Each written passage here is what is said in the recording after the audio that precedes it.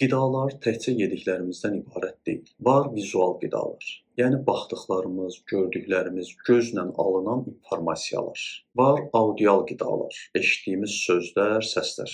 Var kinestetik qidalar, toxunduğumuz insanlar, əşyalar, daxilimizdəki duyğular. Eyni zamanda qoxu ilə aldıqlarımız və təbii ki, dad. Gördüyünüz kimi, dad, yəni yemək və içmək qidanın yalnız bir növüdür. O deməkdir ki, bildiyimiz o qida insan orqanizminə necə təsir edirsə, qida prosesində nələr baş verirsə, eynisi digərlərində də olur. Filankəsin sözünü həzm eləyə bilmirəm. Onun dedikləri boğazımdan keçmir. Onu görəndə ürəyim bulanır. Bunun hərəkətləri məni şəkər elədi.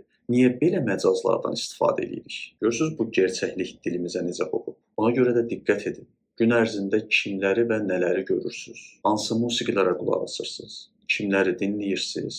Haralarda olursunuz? Telefonda nə qədər vaxt keçirirsiniz? Yəni ona nə qədər toxunursunuz? Bilin ki, bu cür vizual, audial, kinestetik qidalar insan orqanizminə ən azı yemək içmək qədər təsir edir. Neqativ hallarda da stressə bağlı xəstəliklər meydana çıxır.